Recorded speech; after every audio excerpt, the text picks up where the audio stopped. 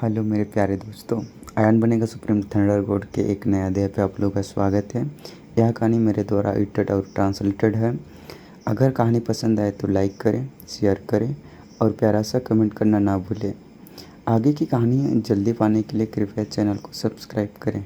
धन्यवाद।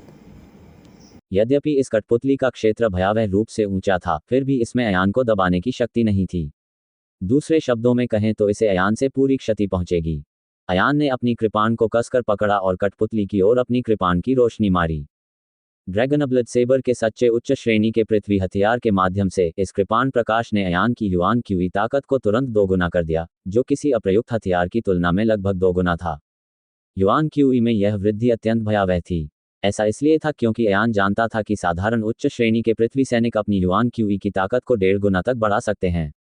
और क्योंकि उसका ड्रैगन ब्लड सेबर बहुत विशेष था, इसलिए इसका प्रवर्धन अन्य उच्च श्रेणी के पृथ्वी सैनिकों की तुलना में और भी अधिक शक्तिशाली था। इस कृपाण के प्रहार से कठपुतलियों ने एक दूसरे पर जोरदार मुक्का मारा। जब मुट्ठी कृपाण की रोशनी से टकराई तो मुट्ठी और अन्य मुट्ठी तुरंत 2 हिस्सों में कट गईं।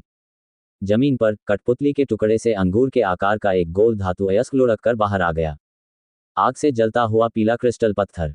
अयान ने धातु अयस्क उठाया और कहा, इस पीले जिंगशी का उपयोग मध्यवर्ती श्रेणी के पृथ्वी हथियारों को परिष्कृत करने के लिए किया जा सकता है। ये काफी मूल्यवान है और इसे स्वीकार किया जा सकता है। उसने आग जलाने वाले पीले क्रिस्टल पत्थर को हटा दिया और 100 मीटर आगे बढ़ना जारी रखा। रितिका अयान के पीछे पीछे चली गई, क्योंकि वह कठपुतली से सीधे भिड़ना नहीं चाहती थी। 200 मीटर पर 2 मानवरूपी कठपुतलियां थीं, 300 मीटर पर 4, 508 मीटर पर, 600 मीटर पर 16, फिर 32, 64, 128, 256। जब अयान 800 मीटर की दूरी पर पहुंचा, तो उसे मूल क्षेत्र के 9वें स्तर पर 128 मानव कठपुतलियों का सामना करना पड़ा। बेटे, मेरी जान लौटा दो। इसी समय अयान के पीछे जंगल से अचानक एक तीखी चीख आई। अरे मुकुल! रितिका चौंक गई और अयान के साथ पीछे देखने लगी। जंगल में हवा की आवाज ठंडी थी और एक काली छाया हवा में सीटी बजा रही थी। बेटे, मैं तुम्हें पकड़ चुका हूं। वह व्यक्ति वास्तव में लिली का स्वामी और पालक पिता मुकुल था। दुबला पतला बूढ़ा आदमी वेदी के किनारे पर खड़ा था और भयंकर भाव से चिल्लाया, मेरे ऊपर से हट जाओ। मैं तुम्हें खून से इसकी कीमत चुकाऊंगा। रितिका ने आंखें घुमाते हुए कहा, तो फिर तुम्हें पकड़ लेना चाहिए। बूढ़े आदमी, आपकी पालक बेटी मौत के लायक है। भले ही वह फिर से जीवित हो जाए, फिर भी हम उसे फिर से मार देंगे। क्या क्या आप अपनी पालक बेटी का बदला नहीं लेंगे? बदबूदार लड़की, जब तुम मरने वाली हो तब भी तुम इतनी जिद्दी होने की हिम्मत रखती हो। मुकुल ने सीढ़ियां चढ़ी और पूरी गति से दौड़ने लगा। इस बार रितिका को उम्मीद नहीं थी। मुकुल और अयान वेदी पर आने वाले समूह के नहीं थे, इसलिए वे अयान की 3 अंगूठी वाली चाबियां साझा नहीं कर सकते थे। वेदी के नियमों के अनुसार मुकुल निश्चित रूप से ऊपर नहीं जा सकेगा। जैसे जैसे वह ऊपर चढ़ता जाएगा, यहाँ की सीढ़ियां अनंत गुना लंबी होती जाएंगी। लेकिन अंत में मुकुल वास्तव में ऊपर आया, जिसका मतलब था कि उसके हाथ में कम से कम एक 3 अंगूठी वाली चाबी थी। यह नहीं हो सकता। रितिका चौंक गई। ये बूढ़ा भूत तीसरे रिंग को भी तोड़ सकता है। अयान को भी लगा कि यह अप्रत्याशित था। यद्यपि मुकुल का क्षेत्र स्वर्गीय युआन क्षेत्र के चौथे स्तर पर था, फिर भी उसे उसी क्षेत्र में औसत शक्ति वाला मार्शल कलाकार ही माना जा सकता था। वह कोई उत्कृष्ट मार्शल कलाकार नहीं थे। इस प्रकार का व्यक्ति वेदी पर कठपुतली के सामने खड़ा था। वह कठपुतली का विरोधी होकर तीसरे घेरे की चाबी कैसे प्राप्त कर सकता था?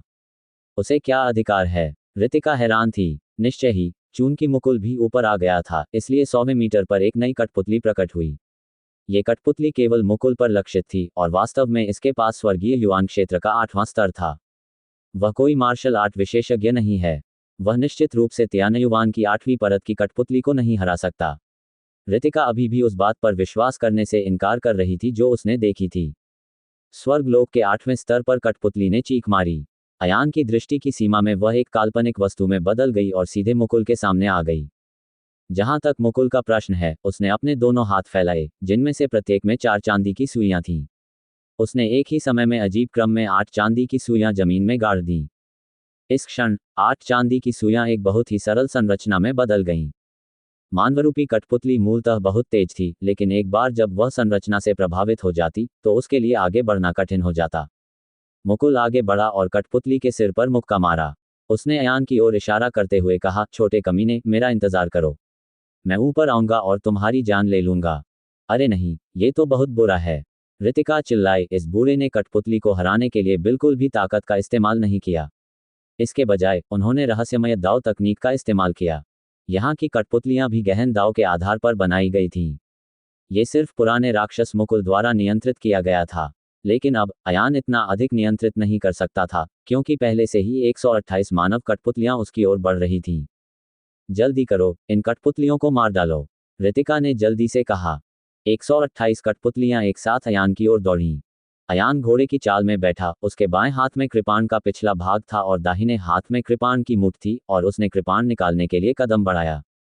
इस समय अयान के पीछे हवा में एक नीला ड्रैगन प्रेत प्रकट हुआ। अयान ने गहरी आवाज में चिल्लाया, गड़गड़ाहट, धुंधली पूंछ। नीला ड्रैगन प्रेत ने ड्रैगन जैसी दहाड़ लगाई और अपनी पूंछ बाहर निकाली। इसके अनुरूप अयान के ड्रैगन ब्लड सेबर ने बिजली की कृपाण प्रकाश का एक पूरा चक्र भयंकर रूप से काट दिया। बिजली की तलवार की रोशनी ने एक ही समय में सभी कठपुतलियों को काट डाला, जिससे वे खरबूजे और सब्जियों को काटने की तरह आधे में कट गईं। मुकुल, जो पहले ही 200वें मीटर पर पहुंच चुका था, ये दृश्य देखकर चौंक गया। वह चिल्लाया, छोटे कमीने, ये कैसा युद्ध कौशल है? मैंने तुम्हें पहले कभी इसका प्रयोग करते नहीं देखा। हाहा, रितिका ने ताली बजाते हुए कहा, बूढ़े कमीने, यह एक नया मार्शल कौशल है जो मेरे भाई अयान ने सीखा है। उसने इस लेयर मास्टर की सच्ची विरासत प्राप्त कर ली है। उन्होंने पहले ही एक ऐसी विधि सीख ली है जो क्षेत्र दमन को नजरअंदाज कर सकती है। क्या तुम आगे बढ़ने की हिम्मत रखते हो? अगर तुम में हिम्मत है तो मेरा अच्छा भाई तुम्हें मार डालेगा। मुकुल ने व्यंग्य किया, पीले बालों वाली छोटी लड़की, तुम भी मुझसे झूठ बोल रही हो। मुकुल ने फिर से जमीन में 8 चांदी की सुइयां डालीं, दोनों कठपुतलियों को बांधा और उन्हें विस्फोट से उड़ा दिया, फिर 300वें मीटर तक उनका पीछा किया। अयान ने गहरी आवाज में कहा, हालांकि इस बूढ़े राक्षस की मार्शल आर्ट की ताकत औसत है, लेकिन उसकी गहन मार्शल आर्ट कौशल वास्तव में तुच्छ नहीं है। यदि ऐसा ही चलता रहा तो वह संभवतः हमसे आगे निकल जाएगा। रितिका ने आंखें घुमाईं और अयान के कान में फुसफुसाया। ये सुनकर अयान अपनी हंसी रोक नहीं सका और बोला, तुम सच में ऐसी हो? रितिका ने गर्व से अपना सिर उठाया और कहा, यह स्वाभाविक है। मैं यह नहीं देखना चाहता कि मैं कौन हूं। मुकुल ने भी ये दृश्य देखा। उसे संदेह हुआ और उसने कहा, तुम दोनों क्या बातें कर रहे हो? रितिका ने मुकुल की ओर मुंह बनाते हुए कहा, तुम कह रहे हो कि तुम इतने बूढ़े हो गए हो कि मरने वाले हो। तुम कुछ दिन तक जीवित नहीं रह पाओगे। मुकुल ने व्यंग्य करते हुए कहा, अब तुम्हें अहंकारी होना चाहिए। कुछ समय तक कोई मौका नहीं मिलेगा। अयान 900वें मीटर तक चला गया और मूल क्षेत्र के 9वें स्तर पर 256 मानव कठपुतलियों का सामना किया। जहां तक मुकुल की बात है तो उसकी गति भी बहुत तेज थी। वह लगातार 600 मीटर पार कर 700वें मीटर यानी 128वें कठपुतली क्षेत्र पर पहुंच गया था। मुकुल के हाथों से चांदी की सुइयां बारिश की तरह गिर रही थीं। चांदी की सुइयों ने जमीन पर एक और भी अधिक जटिल और विशाल संरचना बना दी और चिल्लाया, 9 आत्माएं, जीवन का पीछा करने वाली संरचना। 9 बुरी आत्माएं संरचना से बाहर उड़ गईं। वे दुष्ट आत्माएं वास्तव में मानव आत्माएं थीं जिन्हें मुकुल ने शैतान सागर के प्रवेश कक्ष में मृत्यु तक परिष्कृत किया था। उस समय अयान ने व्यक्तिगत रूप से गेट पर बनी संरचना को तोड़ दिया था, जिससे मुकुल के लिए अपने द्वारा एकत्रित की गई बुरी आत्माओं का उपयोग करना असंभव हो गया था। उन्होंने इसे हटा दिया और कठपुतलियों से निपटने के लिए इसे दूसरे स्वरूप में बदल दिया। मुकुल के चेहरे पर आक्रोश की झलक दिखी और उसके चेहरे पर काली गैस के छींटे उभर आए। देखने से तो वह भूत जैसा लग रहा था। हालांकि उन 9 भूतों का उपयोग मानव कठपुतलियों को मारने के लिए नहीं किया गया था और भूतों के पास ऐसी क्षमताएं नहीं थीं। हालांकि 9 भूतों ने एक घेरा बनाया और हवा में उड़ने लगे। उनमें से प्रत्येक ने पीड़ादायक और विकृत चेहरे बनाए तथा दुख से धरती हिला देने वाली चीखें निकालीं। ये चीख उतनी ही पीड़ादायक थी जितनी कि नरक की ज्वालाओं के समुद्र में जल रही असंख्य आत्माओं की चीखें। इस चीख से तुरंत 128 कठपुतलियां हिल उठीं। उन कठपुतलियों की हरकतें बहुत ही विचित्र हो गईं। उनमें से प्रत्येक या तो जमीन पर लेट गया या वहीं लौटने लगा। ऐसा लग रहा था कि उन्होंने नियंत्रण खो दिया है। मुकुल आगे बढ़ा और एक एक करके कठपुतलियों के सिर पर वार करने लगा। मैं नहीं जानता कि इस बूढ़े ने कितनी भयंकर और गहन दाव तकनीकों का अभ्यास किया है। चलो जल्दी से चलें और उसे पकड़ लें, रितिका ने कहा। अयान 900 मीटर की दूरी पर चला गया और 256 कठपुतलियां उसकी ओर झपट पड़ीं। अयान ने अपने दाहिने हाथ में कृपाण पकड़ ली और घोड़े की चाल में बैठ गया। उसने अपनी कृपाण निकाली और चिल्लाया, गड़गड़ाहट। रैप्टर ने अपनी पूंछ हिलाई। उन कठपुतलियों ने वास्तव में अपनी चाल बदल ली। 256 कठपुतलियों को वास्तव में एक दूसरे से गले लगाया गया और खजाना एक विशाल यांत्रिक गेंद बन गया। अयान की बिजली की तलवार ने नीचे वार किया, जिससे परिधि पर मौजूद केवल 7 या 8 कठपुतलियां ही मरीं। हालांकि 200 से अधिक कठपुतलियों के लिए ये कठपुतलियां बूंदाबांदी जैसी थीं और उल्लेख करने लायक नहीं थीं। तीसरे घेरे की कठपुतली ने वास्तव में अपनी रक्षा करना सीख लिया है। अयान दाकी ने कहा, हालांकि मेरी थंडर ड्रैगन सेबर तकनीक शक्तिशाली है, लेकिन इसमें बहुत अधिक युआन क्यूई की खपत होती है। मैं हर समय इसका इस तरह उपयोग नहीं कर सकता। नए लाइटनिंग अशिंग सेबर जुए को अयान द्वारा थंडर ड्रैगन सेबर तकनीक का नाम दिया गया ताकि इसे लाइटनिंग अशिंग सेबर जुए से अलग किया जा सके। यदि भयंकर ड्रैगन हर बार अपनी पूंछ हिलाने पर केवल 7 या 8 कठपुतलियों को ही मारता, तो कठपुतलियों के मरने से पहले ही अयान की युआन क्यूई खाली हो जाती। मैं तो इससे भी अधिक शक्तिशाली कदम उठा सकता हूं। अयान ने अपनी कृपाण जमीन में घोंप दी और चिल्लाया, धमाका, नीला ड्रैगन समुद्र से बाहर आ गया है। अयान के पीछे धीरे धीरे एक विशालकाय ड्रैगन सिर वाला प्रेत आकार लेने लगा। अयान का पूरा शरीर आग और बिजली की चमक से जल रहा था जब वह मैकेनिज्म बॉल की ओर बढ़ रहा था। एजियो ड्रैगन की शक्तिशाली बिजली की कृपाण की रोशनी समुद्र से बाहर निकली और विशाल तंत्र गेंद को तितर बितर कर दिया। मानवरूपी गोलेम के बड़े बड़े टुकड़े बिखर गए और हवा में उछल गए। अयान की अंतिम चाल, ड्रॉइंग द सेबर स्लैश, आकाश में तिरछी हो गई। विशाल बिजली की रोशनी ने 50 से अधिक कठपुतलियों को तुरंत मार डाला। इस तथ्य को जोड़ते हुए कि कठपुतली पहले से ही बिखरी हुई थी, अयान हवा में कूद गया, जिसके बाद गड़गड़ाहट, रैप्टर वेविंग टेल की लहर आई। महान पूर्ण चंद्र कृपाण प्रकाश क्षैतिज रूप से कट गया और शेष मानव कठपुतलियों को कमर पर काट दिया गया। अयान के उतरने के बाद मुकुल भी 900वें मीटर तक चला गया। इस समय वह और अयान पहले से ही एक ही मंच पर खड़े थे। मुकुल की आंखों में आक्रोश भर आया और वह गुस्से से बोला, साले, मेरे जीवन में कभी कोई वंशज नहीं रहा। मैं एक पालक बेटी ढूंढने में कामयाब रहा जो मेरे स्वभाव और स्वभाव से मेल खाती थी, लेकिन आपने उसे मार डाला। आज मैं तुम्हारे खून का उपयोग मेरी लिली के मृतकों को श्रद्धांजलि देने के लिए करूंगा। हालांकि इस समय जमीन पर कठपुतली के अवशेष आश्चर्यजनक गति से फिर से विलीन हो गए और 256 त्यानयुवान 8वीं परत की कठपुतलियों में बदल गए जो मुकुल के सामने खड़ी थीं। अयान रितिका को वापस ले आया और मुख्य महल के बाहर तक पीछे हट गया। 900वें मीटर के जंक्शन पर वह रुक गया। जैसे ही मुकुल ने 9 आत्माओं का जीवन पीछा करने वाला समूह जमीन पर स्थापित किया, उसने व्यंग्यात्मक लहजे में कहा, पीछे हटते रहो। यदि आप और पीछे हटेंगे तो आपका सामना स्वर्गीय युआन क्षेत्र के प्रथम स्तर के यांत्रिक राजा से होगा। मैं देखूंगा कि आप मूल क्षेत्र के 5वें स्तर पर कैसे मरते हैं। क्या आप यांत्रिक राजा के हाथों मरना पसंद करेंगे या मेरे हाथों? 9 आत्माओं का भाग्य पीछा करने वाला गठन पहले से ही सक्रिय हो चुका था और कई कठपुतलियां जो बाधित हो गई थीं, वे सामान्य रूप से चलने में असमर्थ थीं। मुकुल कठपुतलियों के बीच कूदता रहा और कठपुतलियों की हत्या करने के लिए चांदी की सुइयों का इस्तेमाल करता रहा। अयान ने अपना हाथ हिलाया और जमीन पर बिखरे आग जलाने वाले पीले क्रिस्टल पत्थरों को पकड़ लिया। उसने उन्हें अपने भंडारण रिंग में रख दिया और मुकुल को देखने लगा। अयान ने कहा, तुम दुष्टों ने बहुत बुरे काम किए हैं। अगर मैं तुम्हें मार भी न दूं तो भी एक दिन मैं तुम्हें लेने आऊंगा। कौन से बुरे काम? मुकुल चिल्लाया, तुम तथाकथित सभ्य लोगों के लिए न्याय कहाँ है? मुझे मत बताओ कि तुमने अपने जीवन में कभी किसी की हत्या नहीं की है। आप में और हम में क्या अंतर है? अयान ने भौहें सिकोड़ते हुए सख्ती से कहा, ये शब्द उन प्रतिशोधी आत्माओं से कहो जो तुम्हारे हाथों मारे गए हैं। कोई जरूरत नहीं, मैं तुमसे सीधे पूछ सकता हूं, क्योंकि तुम मेरे हाथ में अगली प्रतिशोधी आत्मा हो। जब मुकुल ने आखिरी कठपुतली को मार दिया तो वह अचानक अयान और अन्य दो की ओर झपटा। पीछे हटना। अयान ने रितिका की कमर को पकड़ लिया, उसका दाहिना पैर जमीन पर टिका और उसका शरीर तेजी से पीछे की ओर तैरने लगा। अयान कई मीटर पीछे हट गया। केंद्रीय महल में एक विशाल कृपाण के साथ एक मानव कठपुतली गड़गड़ाहट के साथ बाहर आई। ये कठपुतली 10 मीटर ऊंची थी। उसके हाथ में जो विशालकाय कृपाण थी वह भी 8 मीटर लंबी थी।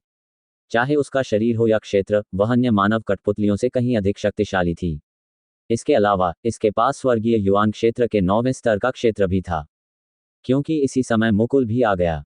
वेदी के नियमों के अनुसार यहाँ कठपुतलियों का न्याय उन लोगों के बीच उच्चतम दायरे के अनुसार किया जाता था जिन्होंने इसे तोड़ा था।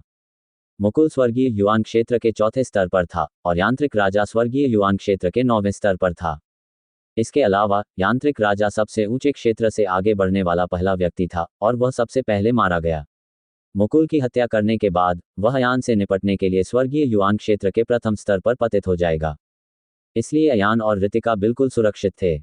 एक साधारण यांत्रिक राजा जिसके पास कोई मार्शल कौशल नहीं है और जो नहीं जानता कि अपने युआन क्यूई को कैसे मुक्त किया जाए, वह इस बूढ़े आदमी से निपटना चाहता है।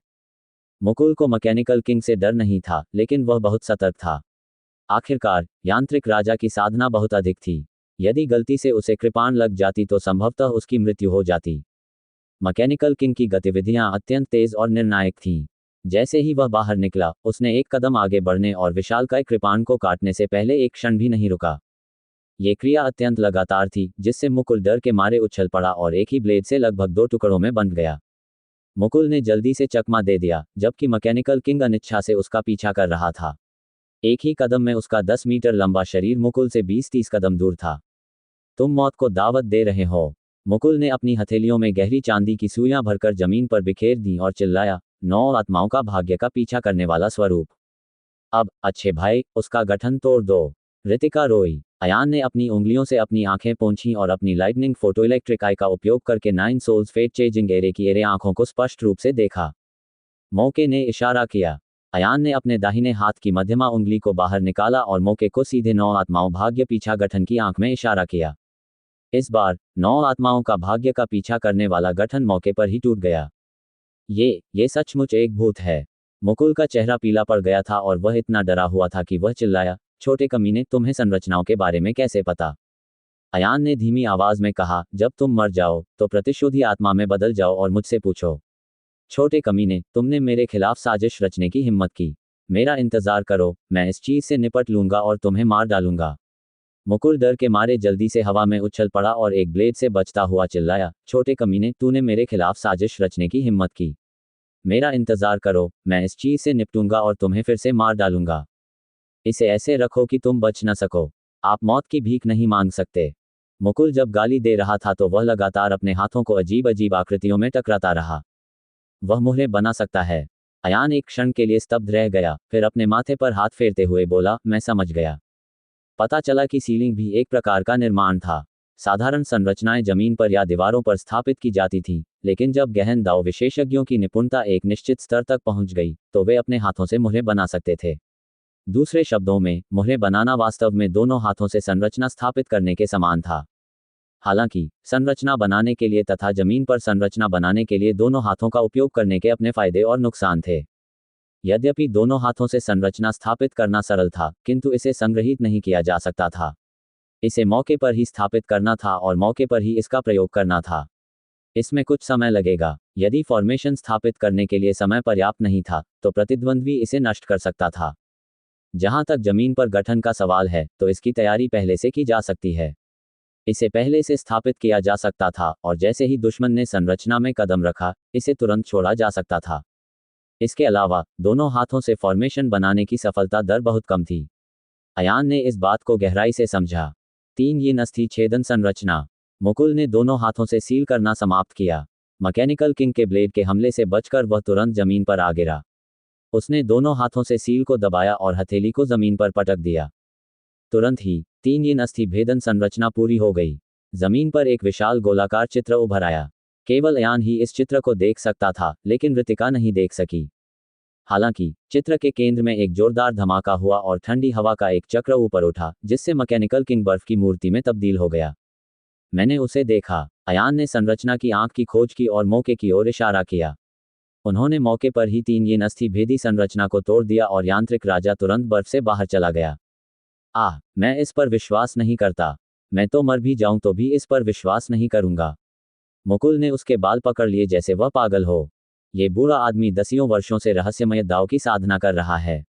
मैं तो एक नज़र में संरचनाओं के गहन रहस्यों को भी नहीं देख सकता, लेकिन तुम देख सकते हो। क्यों? इसलिए। मुकुल ने पलटकर एक विशाल कृपाण से हमले को चकमा दिया। वह क्रोध से पागल हो गया। बेटे, तुम्हारा गहन दाव का गुरु कौन है? बोलते समय मुकुल ने अपने दोनों हाथों से एक और मुहर बनाए और अपनी हथेली जमीन पर पटक दी। धमाका। ज्वाला का एक स्तंभ आकाश में उठा, जिसने यांत्रिक राजा को हवा में उछाल दिया। जैसे ही मुकुल की हथेली जमीन पर पड़ी, अयान ने मौके का इस्तेमाल करके संरचना को तोड़ दिया। मुकुल के पास फॉर्मेशन जारी रखने के अलावा कोई विकल्प नहीं था।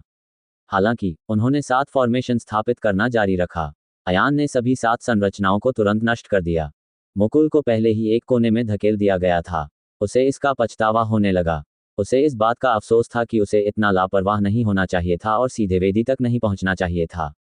उसे वेदी के नीचे छिपकर अयान के नीचे आने का इंतजार करना चाहिए, उसके बाद वह चुपके से हमला कर सकता है। हालांकि उसे डर था कि अयान को मैकेनिकल किंग द्वारा मार दिया जाएगा और वह बदला लेने का मौका खो देगा। बेटे, मैं पहले तुम्हें मारूंगा। मुकुल की आंखें क्रोध से लाल थीं। वह हताश होकर मैकेनिकल राजा को नजरअंदाज कर अयान की ओर दौड़ा। यांत्रिक राजा ने पीछे मुड़कर अपनी कृपाण उठाए और पीछे से मुकुल का पीछा करने लगा। मैं बहुत दिनों से इंतजार कर रहा हूं, बस तुम्हारे आने का इंतजार कर रहा हूं। अयान की आंखों में चमक आ गई और वह चिल्लाया, संकट की उंगली। मुकुल बुरी तरह डर गया। हालांकि अब वह स्वयं ही अयान की ओर दौड़ रहा था। उसकी अत्यधिक जड़ता के कारण उसके लिए चकमा देना बहुत कठिन था। इसके अलावा मैकेनिकल राजा भी उसका पीछा कर रहा था। मुकुल को काली उंगली के बल से चोट लगी। उसका राज्य तुरंत ही स्वर्गीय युआन के चौथे स्तर से गिरकर स्वर्गीय युआन के तीसरे स्तर पर आ गया। जैसे ही राज्य गिरा, मुकुल की दौड़ने की गति भी धीमी हो गई। उसके पीछे भाग रहे मैकेनिकल किंग ने चाकू से वार किया और सीधे मुकुल की कमर पर वार कर दिया। मुकुल का शरीर दो टुकड़ों में बंट गया और उसका ऊपरी शरीर पुप की आवाज के साथ अयान के पैरों के नीचे आ गिरा। उसकी पुतलियां धीरे धीरे फैल रही थीं और उसने अविश्वास में कहा, ये आखिर ऐसा क्यों है? खांसी, मैं मुकुल दरअसल वास्तव में एक के हाथों मर गया। 5वां स्तर मूल रिटर्निंग दायरा। पीले बालों वाला बच्चा। नहीं नहीं नहीं। मुकुल ने जल्दी से अपने दोनों हाथों से अयान के पैरों को बचाया और विनती की, मुझे जीने दो। मैं बूढ़ा हो गया हूं। मैं अपने जीवन में कोई वारिस नहीं छोड़ पाया हूं। मैं अभी भी नहीं, मरना नहीं चाहता। फैंगजी की मौत के सामने वर्तमान मुकुल को लगभग अपनी आंतों पर पछतावा हुआ। मुकुल तानहुई में बदल गया। मैं अभी भी जिंदा हूं। कृपया कृपया अयान, मैं आपसे विनती कर रही हूं। मुकुल ने अयान के पैरों को पकड़ लिया और जोर जोर से रोने लगा। उसके पीछे यांत्रिक राजा पहले स्वर्गीय युआन क्षेत्र के 8वें स्तर तक गिर गया था, क्योंकि मुकुल को चरणहीन क्लेश उंगली द्वारा एक स्तर तक कम कर दिया गया था। इसके तुरंत बाद यांत्रिक राजा क्षेत्र फिर से गिर गया और स्वर्गीय युआन क्षेत्र के पहले स्तर पर गिर गया। इसका मतलब यह था कि उसने पहले ही तय कर लिया था कि मुकुल निश्चित रूप से मर जाएगा, इसलिए उसका अगला लक्ष्य अयान था। किसी व्यक्ति का सिर काट दिए जाने के बाद भी वह बहुत लंबे समय तक जीवित रह सकता है। किसी का सिर कमर से काटना हमेशा से क्रूर सजा माना जाता था। अयान ने मुकुल की ओर देखा और दांत पीस लिए। अब तुम जानते हो कि दया की याचना कैसे करनी है। उस समय आपने बहुत से युवाओं को प्रताड़ित किया और मार डाला। चाहे उन्होंने कितनी भी विनती की हो, आपने उन्हें कभी जाने नहीं दिया। क्या आपको अभी भी वे प्रतिशोधी आत्माएं याद हैं जो आपके आत्मा बलिदान गठन के तहत दुखद रूप से मर गईं? आपने न केवल उन्हें यातना देकर मार डाला, बल्कि उनकी आत्माओं को भी छोड़ने से इनकार कर दिया। बुरे कमीने, तुम तो बस इतना जानते हो कि तुम्हारा जीवन अनमोल है, लेकिन तुम दूसरों के जीवन को कीचड़ की तरह रौंदते हो। मुकुल फूट फूट कर रोने लगा, मुझे पता है कि मैं गलत था, मुझे सचमुच पता है कि मैं गलत था। खांसी खांसी, मुझे एक और मौका दो, कृपया मुझे एक आखिरी मौका दो। मैं निश्चित रूप से अपना पूरा जीवन लोगों को बचाने और अपनी गलतियों की भरपाई करने के लिए अच्छे काम करने में बिताऊंगा। हा हा हा हा। अयान ने ऊपर देखा और मुस्कुराया, आप लोगों को उनके पापों का प्रायश्चित करने के लिए बचाना चाहते हैं। लेकिन वे लोग कौन हैं जिन्हें तर्क करने के लिए तुमने मौत के घाट उतार दिया? वे क्यों मरेंगे? लेकिन आप उन लोगों को बचाने के लिए प्रायश्चित कर सकते हैं जिनका उनसे कोई लेना देना नहीं है। बेतुका, सचमुच हास्यास्पद। हालांकि चूंकि तुम अपने पापों का प्रायश्चित करना चाहते हो, इसलिए मैं तुम्हें एक मौका देने को तैयार हूं। वास्तव में शुक्रिया शुक्रिया, आपका बहुत बहुत शुक्रिया। मुकुल ने अयान के पैर पकड़ लिए और उसे बहुत धन्यवाद दिया। बड़े भाई, रितिका ने बेचैनी से पैर पटकते हुए कहा, आप उसे जाने नहीं दे सकते।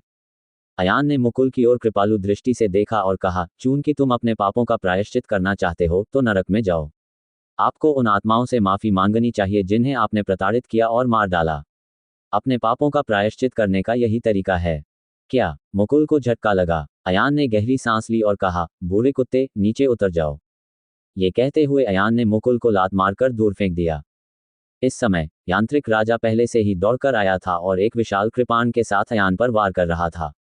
इस बार मुकुल उन दोनों के बीच से उड़ गया और मैकेनिकल किंग की कृपाण से दो टुकड़ों में कट गया। उस समय कुख्यात जीवन घातक चमत्कारी डॉक्टर ने वेदी पर खून गिराया। मैकेनिकल किंग ने मुकुल को मारने के बाद मुकुल की लाश को लात मारकर दूर फेंक दिया और अयान की ओर बढ़ गया। अयान ने कुछ कदम पीछे हटकर चरणहीन क्लेश उंगली का उपयोग करके स्वर्ग मूल क्षेत्र के यांत्रिक राजा के प्रथम स्तर से स्वर्ग मूल क्षेत्र के छठे स्तर की ओर सीधे इशारा किया। निश्चित रूप से ये काम कर गया। अयान बहुत खुश हुआ और बोला, ये वास्तव में एक उंगली है जिसने साधना के 4 स्तर खो दिए हैं। इस समय अयान ने लगातार 2 बार चरणहीन क्लेश उंगली का उपयोग किया था। उसकी साधना मूल वापसी के चौथे स्तर तक गिर गई थी, लेकिन वह यांत्रिक राजा से केवल 2 स्तर नीचे था। मैकेनिकल किंग का शरीर एक क्षण के लिए अकड़ गया और फिर वह पुनः अयान की ओर बढ़ा। अयान अपने हाथ में कृपाण उठाते हुए एक के बाद एक आगे बढ़े। ये कृपाण अत्यंत प्रभावशाली थी, जिसने यांत्रिक राजा के हाथ में मौजूद विशाल कृपाण को सीधे 2 भागों में विभाजित कर दिया। यहां तक कि यांत्रिक राजा की कमर भी इसी कृपाण से कट गई थी। परिणामस्वरूप एक बैंगनी प्रिज्मीय क्रिस्टल अयान के पैरों पर गिर गया। इस क्रिस्टल पत्थर को देखकर अयान ने ठंडी हवा की सांस ली और चौंक कर कहा, मीका पर्पल क्रिस्टल स्टोन। यह उच्च श्रेणी के पृथ्वी सैनिकों को परिष्कृत करने के लिए एक खजाना है। रितिका ने ताली बजाई और मुस्कुराई। अयान ने नीलम उठाया और पुष्टि करने के लिए उसे अपने हाथ में पकड़ लिया। अंततः उन्होंने सिर हिलाया और कहा, यह सही है, यही है। यह मेरे थंडर रेसिस्टिंग मिक्स्ड प्रिस्क्रिप्शन का मुख्य घटक है। अयान खुश था, इसलिए नहीं कि एमेथिस्ट उच्च श्रेणी के पृथ्वी हथियारों को परिष्कृत कर सकता था, बल्कि इसलिए कि उसके बिजली रोधी मिश्रण के लिए 3 प्रकार की सामग्रियों की आवश्यकता थी और अभ्रक एमेथिस्ट उनमें से एक था। मुझे उम्मीद नहीं थी कि संयोग से मैं इसे यहाँ प्राप्त कर सकूंगा। बहुत बढ़िया, शैतान सागर की इस यात्रा से काफी लाभ हुआ है, जिससे अयान बहुत संतुष्ट है। क्या हमें अभी भी दूसरे रिंग वेदी को तोड़ना होगा? रितिका ने जल्दी से पूछा। नहीं, मैं उसे नहीं हरा सकता। अयान ने अपना सिर हिलाया। यदि उसने बाययान लाइटनिंग को अवशोषित कर लिया होता, तो वह वास्तव में लड़ने में सक्षम होता। हालांकि अब यह संभव नहीं था। दूसरे वलय में कोई भी साधारण कठपुतली स्वर्गीय युआन क्षेत्र के प्रथम स्तर पर अस्तित्व में थी, जबकि यांत्रिक राजा स्वर्गीय युआन क्षेत्र के द्वितीय स्तर पर था। अयान चाहे कितना भी घमंडी क्यों न हो, उसके लिए इतना मूर्ख होना असंभव था कि वह ऐसी खतरनाक जगह पर जाने का साहस करे। यद्यपि चरणहीन क्लेश उंगली उपयोगी थी, फिर भी 256 प्रथम स्तर के स्वर्गीय युआन कठपुतलियों का सामना करते समय उसे क्या करना चाहिए? इसके अलावा बिजली रोधी मिश्रण फॉर्मूले के अन्य 2 मुख्य अवयव अभ्रक नीलम के समान ग्रेड के थे, इसलिए उनका दूसरे वलय की वेदी में प्रकट होना असंभव था। अफसोस की बात है, यदि आप राजा के दूसरे वलय तंत्र के निर्माण के लिए सामग्री प्राप्त कर सकते हैं, तो आप अपने ड्रैगन रक्त कृपाण को एक स्वर्गीय आयुध में बदल सकते हैं। रितिका ने खेद से अपना सिर हिलाया। अयान ने मुस्कुराते हुए कहा, हमें अपनी सीमाएं जानने की जरूरत है। हम केवल लापरवाह होकर स्वयं को मौत के घाट उतार सकते हैं। मार्शल कलाकारों के लिए मृत्यु हमेशा से ही मृत्यु का एक प्रमुख कारण रही है। चल दर। अयान ने अपनी बाहें रितिका की कमर के चारों ओर लपेटी और केंद्रीय गलियारे की ओर दौड़ा। मुकुल गहन दाव में विशेषज्ञ हैं। उन्होंने कहा, उनके पास आनंदमय नरक के खुशनुमा माहौल से निपटने का एक तरीका है, इसलिए वे बहुत जल्दी आ गए। लेकिन मुझे लगता है कि रास्ते में उसकी मुलाकात बिमल और रोहन से हुई होगी। उसे उन 2 लोगों की मदद करनी चाहिए थी। हमारा अनुमान है कि बिमल और अन्य 2 लोगों को यहाँ पहुँचने में दर्जनों घंटे लगेंगे। ऐसा लगता है कि यह समय बहुत कम हो जाएगा। जैसे ही वे दोनों सुरंग के अगले स्तर के प्रवेश द्वार पर पहुंचे, लिन हाई के भीतर से अचानक एक दिल दहला देने वाली दहाड़ आई। अयान, यहाँ से चले जाओ। बिमल, अयान और रितिका ने एक दूसरे को देखा और उनके दिल बैठ गए। तुम इतनी जल्दी यहाँ कैसे आ गए? तेजी से आगे बढ़ना। अयान ने रितिका को गले लगाया और अंतरिक्ष समय मार्ग में भाग गया। अगला स्तर 120,000 वर्ष पहले था और ये शैतान सागर का चौथा स्तर भी था। उतरने के बाद वे दोनों एक रेगिस्तान के किनारे पर पहुंच गए।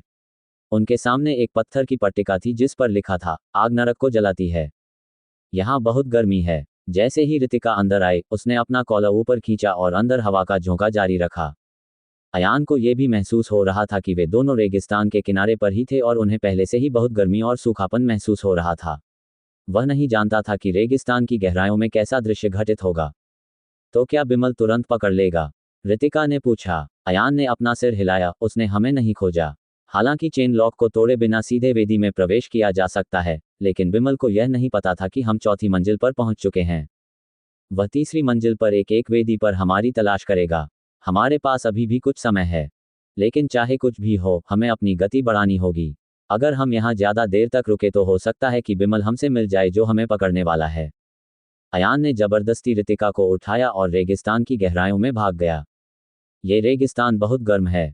जैसे ही अयान रेगिस्तान में दाखिल हुआ, उसे गर्मी का एहसास हुआ। उसका चेहरा भी बहुत गर्म था। यह एहसास ज्वालामुखी के गड्ढे में खड़े होने से भी अधिक गर्म था। उसने चिंतित भाव से रितिका की ओर देखा और पाया कि यद्यपि रितिका का कोई क्षेत्र नहीं था, फिर भी उसकी शुष्कता और गर्मी का स्तर उसके क्षेत्र के समान ही था। दूसरे शब्दों में, विभिन्न शक्तियों वाले मार्शल कलाकारों पर इस रेगिस्तान के कारण होने वाले सूखेपन और गर्मी के प्रभाव क्षेत्र के साथ कम होते गए। यदि ऐसा न होता तो रितिका के नश्वर शरीर के अनुसार, जिसका कोई क्षेत्र नहीं था, उसका पूरा शरीर पहले ही जल चुका होता। थोड़ा पानी पी लो। अयान ने अपनी स्टोरेज रिंग से पानी का एक जार निकाला और रितिका को पिलाया। लेकिन इससे भी बुरी बात यह थी कि जैसे ही पानी के बर्तन का ढक्कन खोला गया, उसके अंदर का साफ पानी तेजी से वाष्पित हो गया तथा बड़ी मात्रा में जलवाष्प में बदल गया, जो आकाश में ऊपर उड़ गया। अयान ने पानी के घड़े को बचाने के लिए जल्दी से अपनी युआन क्यूई को एक गेंद के आकार में संघनित कर दिया, लेकिन वह अभी भी साफ पानी के वाष्पीकरण को रोकने में असमर्थ था। रितिका ने केवल 1 दर्जन घूंट पानी पिया, लेकिन आधे से भी कम पानी वाष्पित हुआ था। कुछ घूंट पी लो और इसे सील कर दो। रितिका ने जल्दी से पानी के घड़े को अपने शरीर से लगा लिया और बोली, मैं ठीक हूँ। मैं अभी भी टिक सकता हूँ। जब तक मेरे पास कोई और विकल्प न हो, तब तक पानी का बर्तन मत खोलना। मुझे इससे कोई फर्क नहीं पड़ता। अयान ने अपना सिर हिलाया और कहा, मेरे पास 9 शुद्धता ब्रह्मांड कौशल है। आग के प्रति मेरी प्रतिरोधक क्षमता बहुत मजबूत है। मैं इसे कुछ समय तक सहन कर सकता हूँ। ये कहते हुए उसने पानी के बर्तन को फिर से बंद कर दिया, उसे अपने भंडारण रिंग में रख दिया और फिर आगे बढ़ गया। उसने अपने हाथ में एक कुंड उठाया और दूर तक देखने लगा। यह विशाल रेगिस्तान असीम था और इसका अंत दिखाई नहीं देता था। आकाश में सूर्य बाहर के सूर्य से थोड़ा बड़ा था, जिससे यह अंतरिक्ष समय क्षेत्र निर्दयतापूर्वक उजागर हो रहा था। वे दोनों पूरे 1 दिन तक बिना किसी संदर्भ के रेगिस्तान से बाहर निकलते रहे। रितिका काल के दौरान वे कई बार लगभग बेहोश हो गए। अयान केवल 4 बार ही पानी का घड़ा निकाल सका और उसके लिए पानी पी सका। इन कुछ पेय पदार्थों के कारण अयान के भंडारण रिंग में पानी के 2 घड़ों तक की कमी हो गई थी। यद्यपि अयान बहुत सतर्क था और पूरे वर्ष अपने भंडारण रिंग में भोजन और ताज़ा पानी रखता था, फिर भी उसके भंडारण रिंग में ताजे पानी के केवल 5 जार ही थे। चूंकि उसे बाहरी दुनिया में हर जगह पानी मिल सकता था, इसलिए उसे पानी की चिंता नहीं थी। अभी तो केवल 1 दिन ही बीता है। हमने 2 जार पानी बर्बाद कर दिया है। हम इसे इस तरह बर्बाद नहीं कर सकते। रितिका के होठ सूख गए थे और उसने कमजोरी से कहा। वे दोनों आगे बढ़ते रहे। दूसरे दिन की रात को दूर दूर तक एक अजीब दृश्य दिखाई देने लगा। इस दृश्य को देखकर अयान को निराशा की लहर महसूस हुई। चारों ओर देखने पर पता चला कि हर जगह आग की चिंगारियां थीं और रात के आकाश में वे स्पष्ट दिखाई दे रही थीं।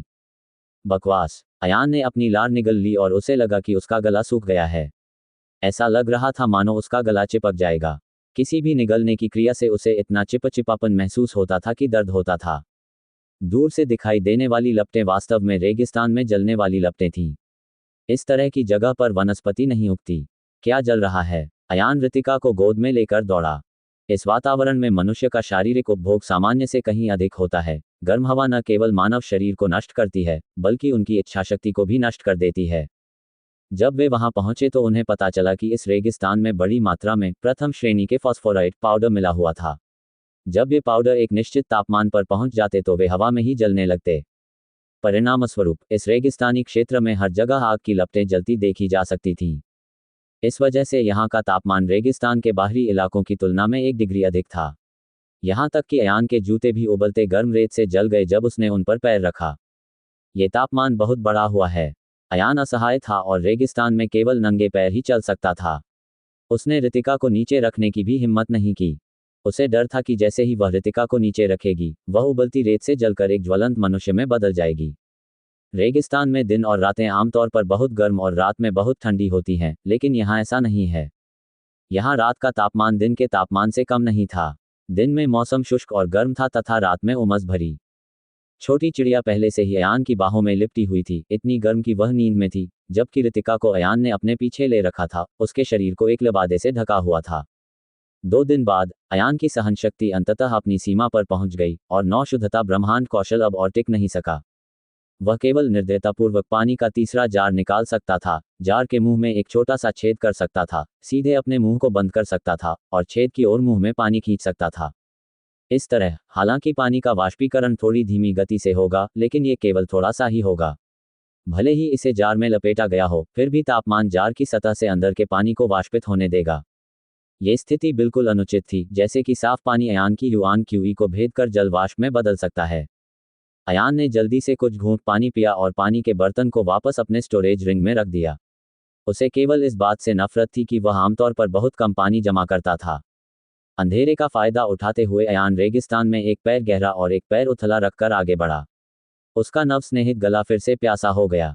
वह केवल 9 पवित्रता ब्रह्मांड कौशल को चुपचाप प्रसारित करते हुए चल सकता था। जब भोर हुई तो अयान ने रितिका को जगाया और उसे पानी पिलाया। परिणामस्वरूप तीसरे जार में आधे से भी कम पानी बचा। जब आकाश में भोर की किरण दिखाई दी तो अयान के कदम रुक गए। कुछ ही दूरी पर बाईं ओर लोगों का एक समूह बैठा हुआ था या जमीन पर लेटा हुआ था। अयान ने भौहें सिकुड़ी और पास चला आया। उसने जो कुछ अपने सामने देखा उससे वह दंग रह गया। यह अजय और अन्य लोग थे। इस समय अजय द्वारा पकड़े गए केवल 3 वॉटमैन युग मार्शल कलाकार थे। एक था राजेश, एक था कुकरलाल शेर मार्शल आर्टिस्ट और एक था काला भेदिया छाया मार्शल आर्टिस्ट। यहाँ केवल 3 लोग बचे थे, जिनमें अजय, काजल और एक अन्य व्यक्ति शामिल थे। राजेश और अन्य लोग प्यास से पहले ही आधे मरे हुए थे। वे एक और रस्सी से बंधे हुए थे और वे बहुत क्रोधित थे। दूसरी ओर अजय और स्वात रात्रि संप्रदाय के एक अन्य शिष्य के होठों पर सूखे खून के धब्बे थे। वो काजल किसी व्यक्ति के शरीर पर लेटी हुई थी, मानो वो उस व्यक्ति की गर्दन को चूम रही हो। हालांकि करीब से देखने पर पता चला कि काजल उस व्यक्ति का खून चूस रही थी। यह एक कुकरलाल शेर मार्शल कलाकार था। वह जमीन पर निश्चल पड़ा था और उसकी गर्दन पर कट लगा हुआ था। काजल अपने मुंह को घाव की ओर इंगित कर रही थी और कुकरलाल शेर मार्शल कलाकार के खून का एक बड़ा घूंट पी रही थी। लानत है, तुम कमीनो! अयान क्रोधित हो गया और दहाड़ते हुए बोला, तुम वास्तव में इंसानों का खून चूसते हो। यह आप है। अयान को देखकर अजय बहुत खुश हुआ। काजल ने पलटकर अयान की ओर देखा। उसके मुंह के कोनों से अभी भी चमकीला लाल खून टपक रहा था। अयान चिल्लाया, क्या तुम अब भी इंसान हो? ये सोचना कि तुम ऐसा बेईमान काम कर पाओगे। हाँ, काजल बहुत खुश हुई और चिल्लाई, भाई अजय, ये तो अयान है। जल्दी जल्दी उसे मार डालो और उसका पानी चुरा लो। वह अपने साथ साफ पानी ले जा रहा होगा। अजय ने काजल की बात पूरी होने तक का इंतजार भी नहीं किया था और वह पहले ही अयान की ओर दौड़ पड़ा था। पानी पानी, मुझे पानी चाहिए। अजय उछल पड़ा और दहाड़ते हुए बोला, बादल पार करने वाली सीढ़ी। ये बच्चा इतना प्यासा था कि उसका दिमाग खराब हो गया। जैसे ही वह उठे, उन्होंने तुरंत ही अपना शक्तिशाली बादलों की सीढ़ी मार्शल कौशल जारी किया। अयान किसी भी हालत में पीछे रहने को तैयार नहीं था। वह दहाड़कर बोला, छोड़ दो उसे। मेरे पास पानी है, मैं तुम्हारी जान बचा सकता हूँ। अयान ने समुद्र में जाने और ऊर्ध्वाधर सीढ़ी से टकराने के लिए एजियो ड्रैगन की एक चाल का उपयोग किया। पिछली बार जब उन दोनों में लड़ाई हुई थी, तो अजय की खड़ी सीढ़ी ने एजियो ड्रैगन को समुद्र से बाहर धकेल दिया था। लेकिन इस बार दोनों पक्ष बराबरी पर थे। जब अयान का एजियो ड्रैगन समुद्र में गया, तो ड्रैगन ब्लड सेबर द्वारा उसकी युआन क्यूई लगभग दोगुनी हो गई। दोनों की बमबारी के कारण जोंगयुन लैडर को मौके पर ही मजबूर होना पड़ा और अयान का एजियो ड्रैगन सागर निकास भी रद्द कर दिया गया। क्या? अजय दंग रह गया, आपकी युआन क्यूई ताकत! भाई अजय, तुम अभी भी इतने नर्म दिल क्यों हो? उसे मार डालो! काजल ने चिंतित होकर चिल्लाया। उसने सोचा कि अजय जानबूझकर अयान को पानी पिला रहा है। तुम दुष्ट चुड़ैल, चुप हो जाओ!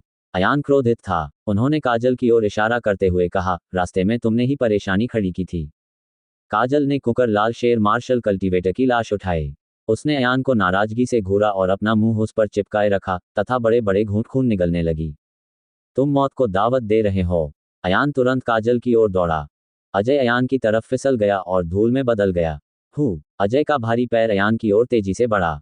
अयान ने उसे रोकने के लिए अपनी कृपाण उठाई और एक तीखी आवाज के साथ ड्रैगन ब्लड कृपाण को कांपने की स्थिति तक गिरा दिया। ड्रैगन ब्लड सेबर द्वारा अजय का पैर वापस उछल गया। क्या तुम्हारी कृपाण बदल गई है? अजय आश्चर्यचकित था। अयान ने कृपाण से वार कर दिया। एक भयंकर कृपाण की रोशनी अजय की छाती की ओर झपटी। अजय ने तुरंत बचाव किया, लेकिन अयान के मुंह से वह बुरी तरह से जमीन पर गिर गया। खांसी! अजय के मुंह से खून निकला। आपके युआन क्यूई में कुछ गड़बड़ है। अयान ने अपनी कृपाण उठाए और अजय को मारने के इरादे से नीचे उतरा। इसी समय एक और भी तेज तीर उड़कर अजय के पास रेत की ओर चला गया, जिससे अजय उड़ गया। काजल ने अपना धनुष बढ़ाया और अयान पर निशाना साधा। अयान दहाड़ा, क्या तुम बहरे हो? मैंने कहा मेरे पास पानी है। राजेश और बाकी लोगों को जाने दो। मेरा कोई भी व्यक्ति हर किसी की जान बचा सकता है। काजल का सुंदर चेहरा पहले से ही इतना विकृत हो चुका था कि वह वैसा नहीं लग रहा था। उसने क्रोधित स्वर में कहा, कौन इसे तुम्हारे साथ साझा करना चाहता है? आपका पानी पूरी तरह हमारा है। ये कितने जानवर हैं? अयान ने गुस्से से कहा। काजल ने धनुष की डोरी बार बार खींची और तीखे बाण अयान की ओर उड़ने लगे।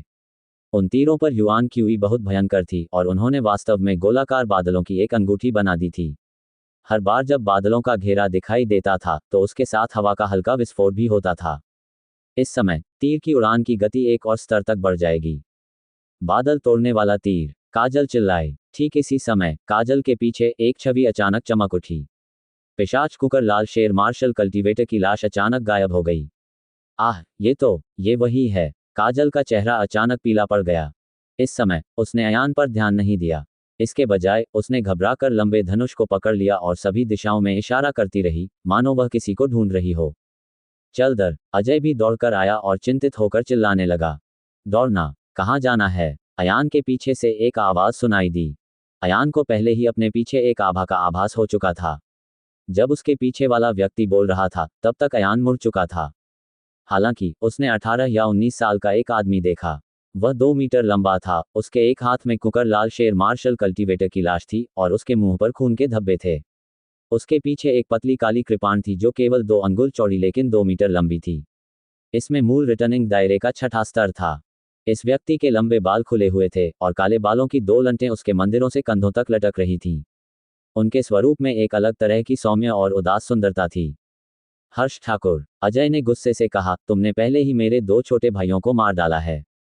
क्या आप अब भी हमें जाने देने को तैयार नहीं हैं? उस व्यक्ति का मूल नाम हर्ष ठाकुर था।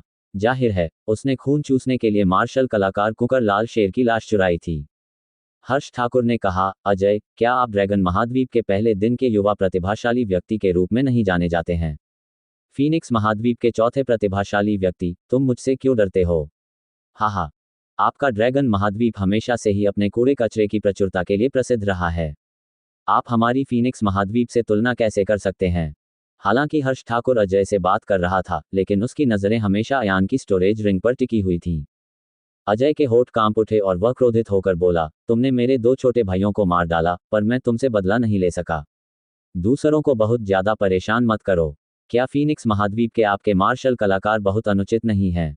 हर्ष ठाकुर ने लापरवाही से कुकर लाल शेर मार्शल कल्टीवेटर की लाश को एक तरफ फेंक दिया। उन्होंने अयान की ओर इशारा करते हुए कहा, मैं अभी तुमसे बकवास बात करने के मूड में नहीं हूं। ये बच्चा मेरा है। उसके हाथ में जो अंगूठी है और उसका पानी है, वह मेरा है। काजल ने गुस्से से कहा, हमने पहले इस अयान को खोजा था।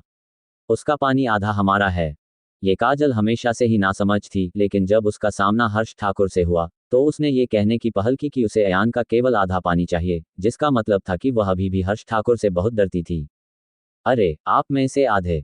तो फिर आओ और इसे ले लो। हर्ष ठाकुर ने अपने पीछे से लंबी काली कृपाण निकाली और अयान का अभिवादन करने के मूड में भी नहीं था, बल्कि वह अयान की ओर दौड़ा। जाहिर है उन दोनों ने पहले ही अयान को वध किए जाने वाले मेमने की तरह चुपचाप समझ लिया था, मानो वे उसे अपनी इच्छानुसार बांट सकते थे। अयान ने तुरंत अपनी कृपाण से उसे रोक दिया। वार के आधे रास्ते में हर्ष ठाकुर की काली कृपाण अचानक जल उठी और एक लंबी जलती हुई कृपाण में बदल गई। धमाका! काली कृपाण ने अयान की विशाल कृपाण पर प्रहार किया, जिससे अयान 10 मीटर से अधिक पीछे हट गया। हालांकि हर्ष ठाकुर आधा कदम भी पीछे नहीं हटे। उसने अपनी भौहें थोड़ी सी ऊपर उठाईं। ये जंगली बच्चा कहाँ से आया? क्या वह वास्तव में मेरी तलवार का विरोध कर सकता है? जैसे ही उन्होंने यह बात कही, हर्ष ठाकुर के पैरों के नीचे की धूल अचानक चक्रवात में बदल गई। फिर अपने शरीर को झटकते हुए वह अयान के करीब आ गया। उसके हाथ में पकड़ी काली कृपाण चमक उठी और वह एक बार फिर अयान की ओर झपटा। अयान ने भौहें सिकोड़ी। उन्होंने क्यूई को बिजली में परिष्कृत किया, विशाल कृपाण को तेज बिजली के चारों ओर लपेटा और उसे वापस काट दिया। झनकार! दोनों ब्लेड एक ही समय में टकराए। इस बार अयान ने आधा कदम भी पीछे नहीं लिया, जबकि हर्ष ठाकुर ने वॉक ले ली। वह चौंक गया। ओह! काजल और अजय ने एक दूसरे को देखा। दोनों ने एक दूसरे की आंखों में अविश्वास देखा। पिछली बार जब वे अयान के खिलाफ लड़े थे, तब अयान अजय का प्रतिद्वंद्वी नहीं था। और इस बार अयान वास्तव में हर्ष ठाकुर को पीछे धकेलने में सक्षम था। अयान ने भौहें सिकोड़ी और पीछे की ओर देखा। रितिका को अपनी पीठ पर ले जाना बहुत खतरनाक था। अगर कुछ भी गलत हुआ तो रितिका की जान को खतरा हो सकता है। अयान ने गहरी सांस ली और रितिका को उसके लबादे से नीचे उतारा।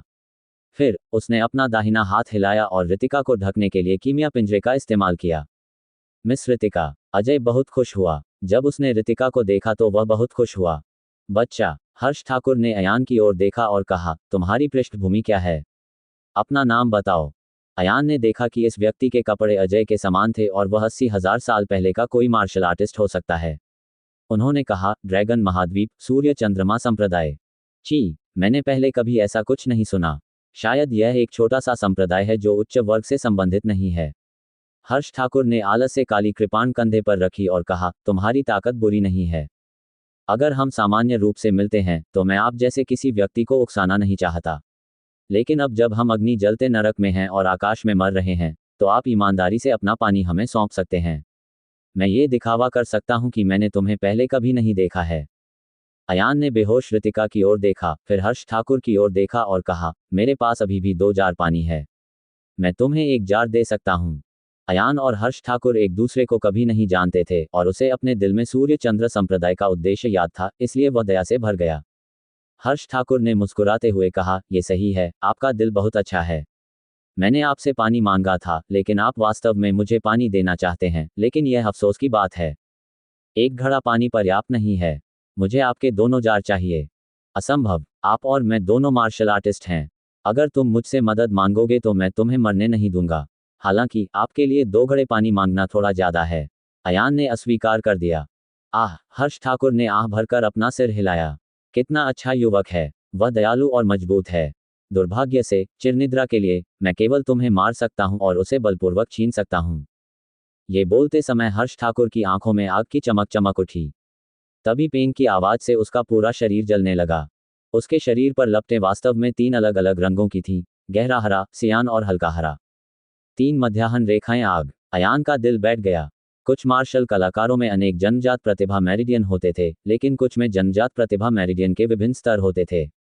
ये हर्ष ठाकुर ऐसे ही थे। उसके पास 3 प्रकार की मेरिडियन थी, स्वर्ग ग्रेड अग्निशिराएं, पृथ्वी ग्रेड अग्निशिराएं और आत्मा ग्रेड अग्निशिराएं। सभी 3 देशांतर रेखाएं अग्नि देशांतर रेखा से संबंधित थीं और यह प्रतिभा अत्यंत दुर्लभ थी। तुम्हें पता है कि तुम डरे हुए हो।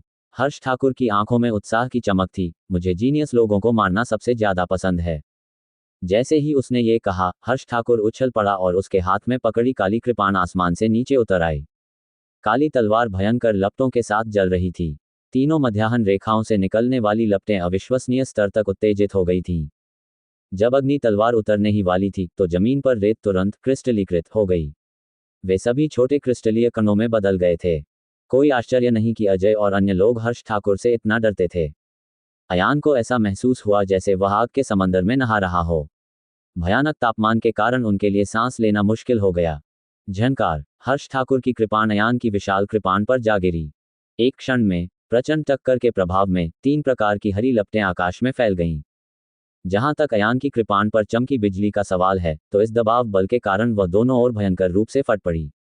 अयान 3 मीटर पीछे की ओर खिसक गया, जबकि हर्ष ठाकुर इतना हिल गया कि वह 5-6 बार पीछे की ओर पलटा और चिल्लाया, ठीक है। उसने वास्तव में मेरी कृपाण को रोक दिया। हे, ये और अधिक दिलचस्प होता जा रहा है। हर्ष ठाकुर बिना किसी हिचकिचाहट के मैदान की ओर दौड़े। अयान ने अपनी कृपाण उठाए और तुरंत उससे युद्ध किया। हर्ष ठाकुर ने अयान की विशाल कृपाण पर वार किया और फिर उसका शरीर हवा में उछल गया। उसने वास्तव में अयान की गर्दन पकड़ने के लिए अपने दोनों पैरों का इस्तेमाल किया। वह अयान को काटने के लिए कैंची जैसे पैरों का इस्तेमाल करना चाहता था। अयान ने अपना पैर ऊपर उठाया और हर्ष ठाकुर की कमर के पीछे लात मारी। उन्होंने हर्ष ठाकुर को इस कदर लात मारी कि उसके पैर कमजोर हो गए और उसकी कैंची भी बेअसर हो गई। हर्ष ठाकुर ने अपना शरीर घुमाया और काली कृपाण अयान की गर्दन पर वार कर दी। अयान ने एक विशाल कृपाण से उसे रोक दिया और मौके के बाएं हाथ की उंगली से हर्ष ठाकुर के बाएं घुटने पर निशाना साधा। हर्ष ठाकुर ने एक घुटने पर झुककर झपट्टा मारा, लेकिन उसके हाथ में पकड़ी लंबी कृपाण ऊपर की ओर झुक गई, जिससे कृपाण की एक ज्वलंत रोशनी उड़ गई। अयान अचानक 5 मीटर पीछे खिसक गया। उसी समय, विशालकाय कृपाण नीचे गिर पड़ा। यांग फ्लेम सेबर तकनीक का पहला कदम जमीन पर उतरा। फ्लेम मार्क कृपाण लाइट हर्ष ठाकुर की फ्लेम कृपाण लाइट से टकरा गई और दोनों कृपाण लाइटें मौके पर ही समाप्त हो गईं। हर्ष ठाकुर ने अपने हाथ फैलाए और धीरे से पीछे हट गए। उसके पीछे एक अग्नि पक्षी का धुंधला सा भूत दिखाई दिया।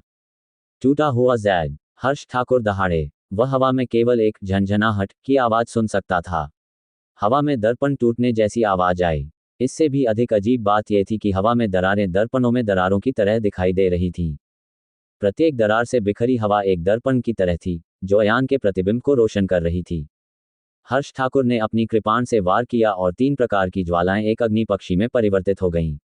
अग्नि पक्षी ने तेज चीख मारी और अपने पंख फड़फड़ाते हुए अयान की ओर उड़ चला।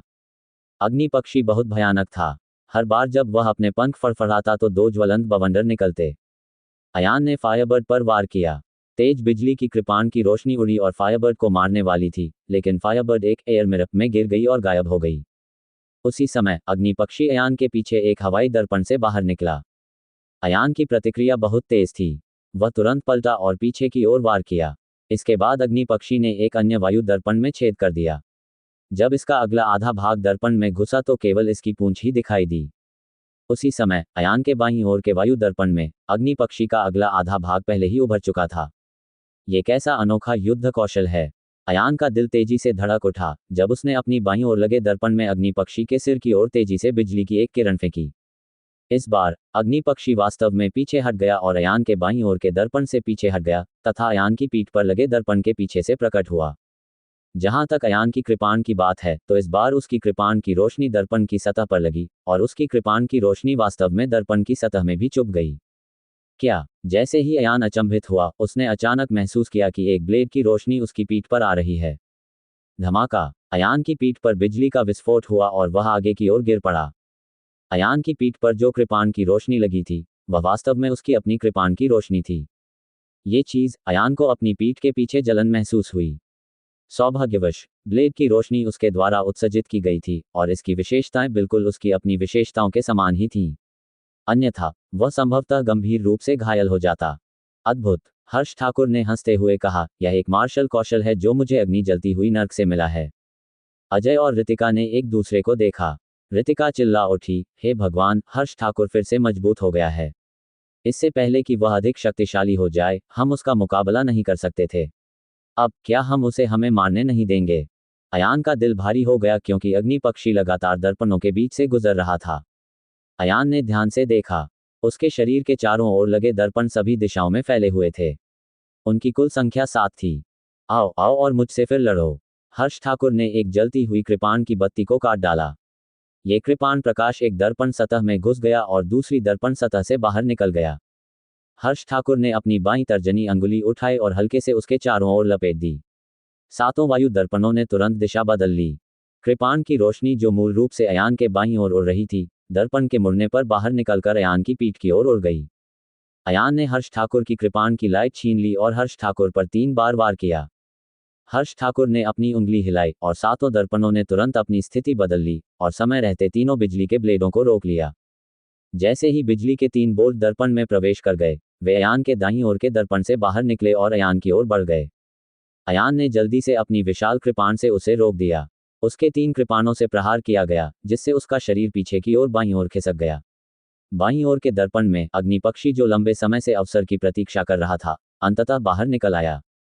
अयान ने अपनी कृपाण की रोशनी को रोकने के लिए अपने दाहिने हाथ में कृपाण की जाली पकड़ी जबकि उसके बाएं हाथ ने ग्रेट वेट वो पाम पर प्रहार किया।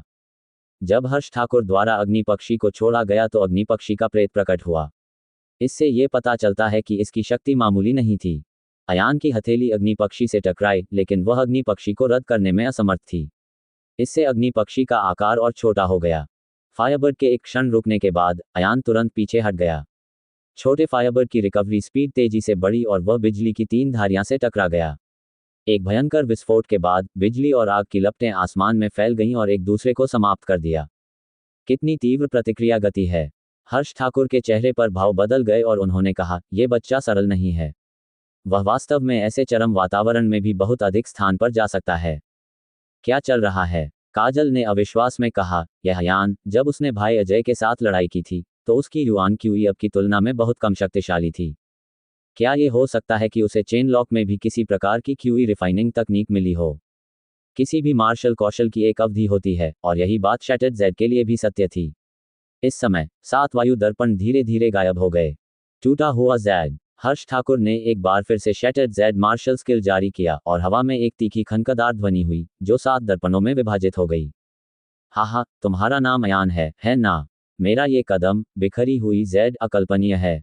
चाहे तुम्हारा युद्ध कौशल कितना भी शक्तिशाली क्यों न हो वह मेरे टूटे हुए जेड दर्पण में प्रतिबिंबित हो जाएगा। हर्ष ठाकुर गर्व से हंस पड़े। जाहिर है वह अपने नए मार्शल कौशल पर बहुत आश्वस्त था।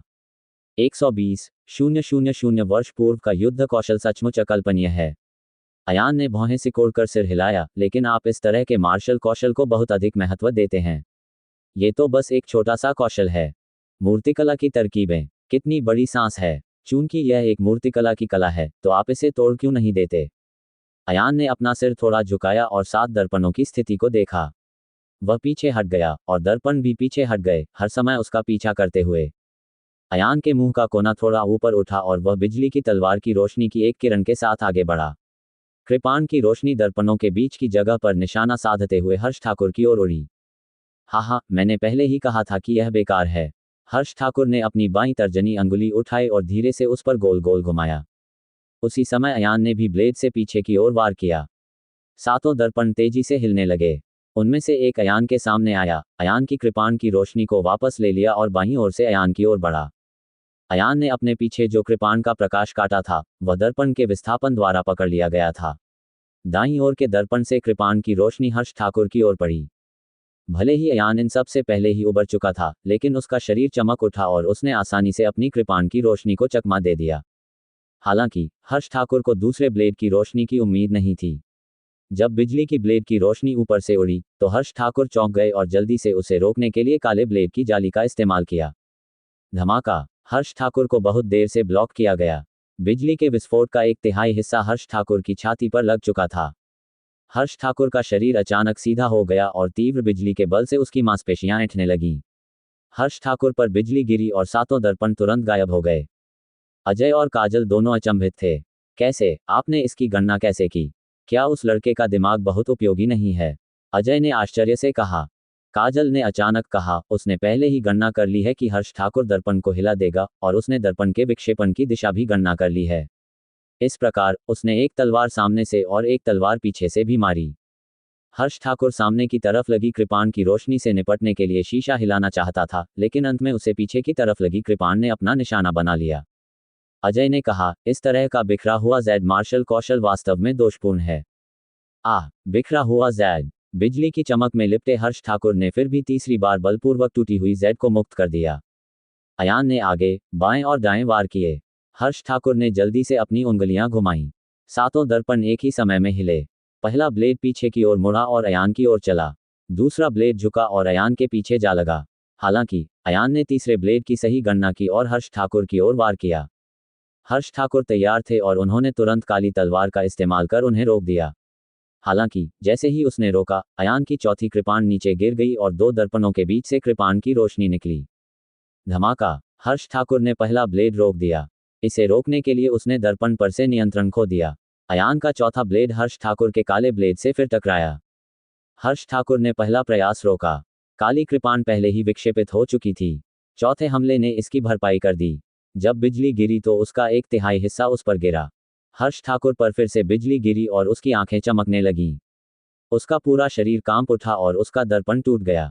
अयान ने मौके का फायदा उठाते हुए आगे बढ़कर हर्ष ठाकुर को एक ही बार में रोक दिया।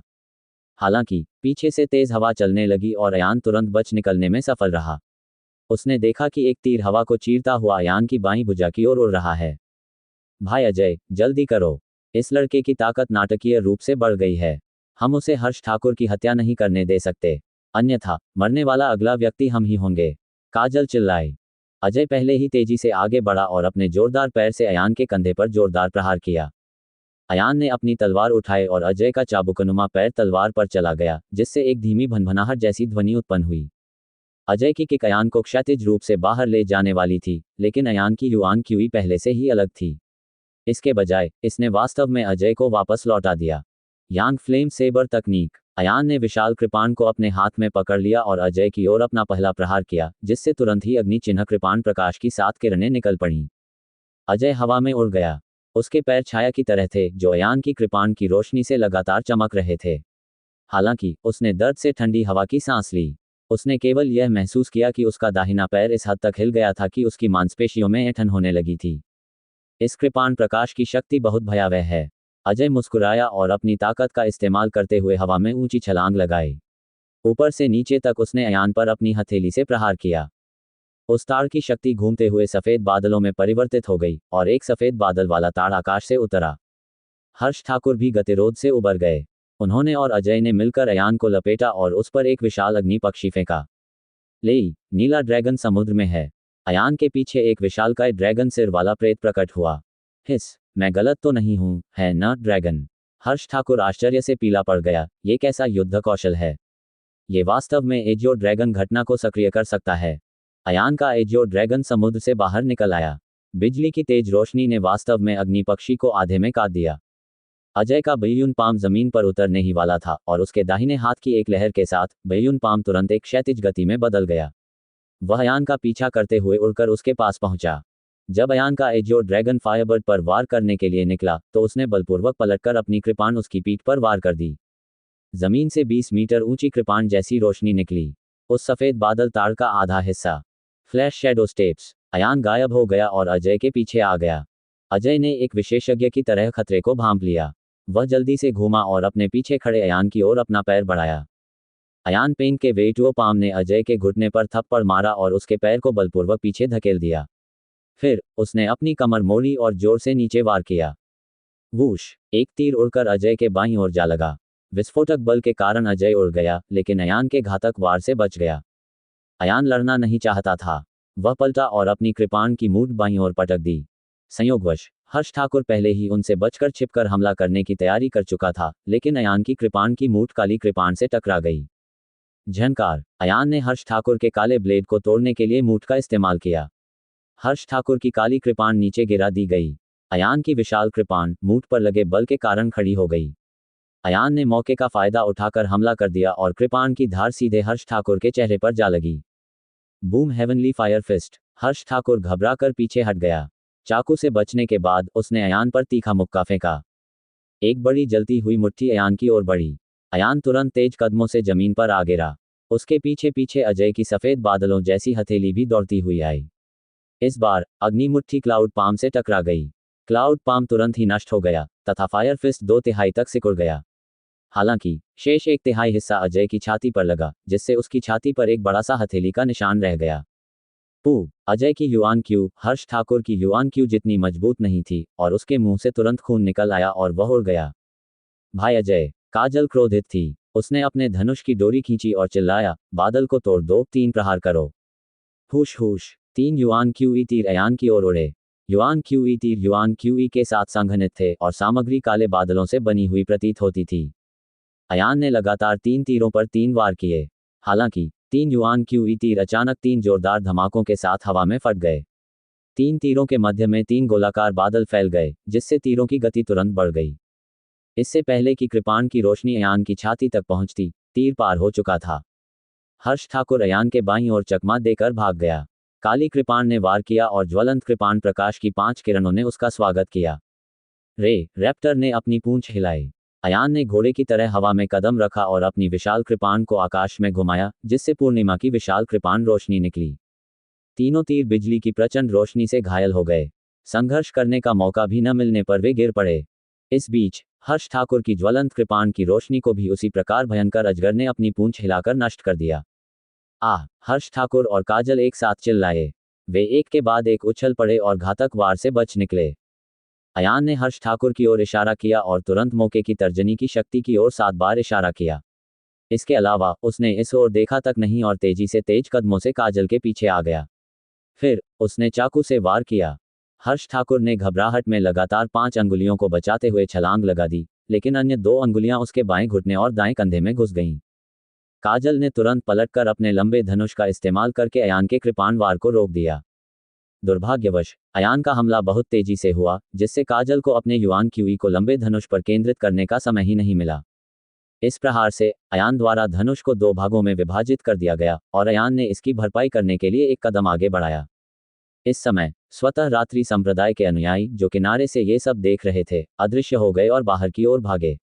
उन्होंने काजल को गले लगाया और तुरंत भागो, हम इस बदमाश का मुकाबला नहीं कर सकते। किस ओर? अयान ने अपने अवतार मुहर का उपयोग किया और 2 अवतारों को विभाजित किया। उसी समय उसने आकाश में 12 वार किए। गड़गड़ाहट, ड्रैगन को झकझोर देने वाली धूप। 50 मीटर ऊंची एक विशाल कृपाण दीपिका उसका पीछा कर रही थी। हर्ष ठाकुर ने अपनी काली कृपाण को ऊपर उठाया और हवा में बेतहाशा भाग रहे एक उग्र भालू को काट डाला। अजय आसमान में उड़ गया और 1 दर्जन से अधिक शंक्वाकार लेग लाइटें तोड़ दीं। काजल ने टूटे हुए धनुष को जोड़ने के लिए अपनी युआन क्यूई का उपयोग किया और लगातार 14 बाण चलाए। स्वात रात्रि संप्रदाय के अन्य पुरुष शिष्य ने युआन क्यूई के साथ विस्फोट किया और अयान पर एक विशाल सफेद बादल मुट्ठी फेंकी। अग्नि बरसक भालू, पैर की रोशनी, युआन क्यूई तीर, सफेद बादल, विशाल मुट्ठी और 4 स्वामी के मार्शल कौशल ने एक साथ ड्रैगन चौंकाने वाली धूप पर हमला किया। धमाका, एक विशाल मशरूम जैसा बादल आकाश में उठा और हवा की एक भयानक लहर ने उन चारों को उड़ा दिया। पू, हर्ष ठाकुर और अजय सदमे की चपेट में आ गए। काजल और पुरुष शिष्य कमजोर हो गए और उन्हें मौके पर ही खून की उल्टी होने लगी। हर्ष ठाकुर और अजय ने भयावह आघात तरंग का प्रतिरोध किया, जिससे खून की उल्टियां कर रहे दोनों व्यक्ति एक साथ आ गए और दूर भाग गए। यह आघात तरंग बहुत शक्तिशाली थी। ये 5 लोगों के संयुक्त प्रयासों से हुआ। यहां तक कि खुद अयान भी इसे हल्के में लेने की हिम्मत नहीं जुटा पाया।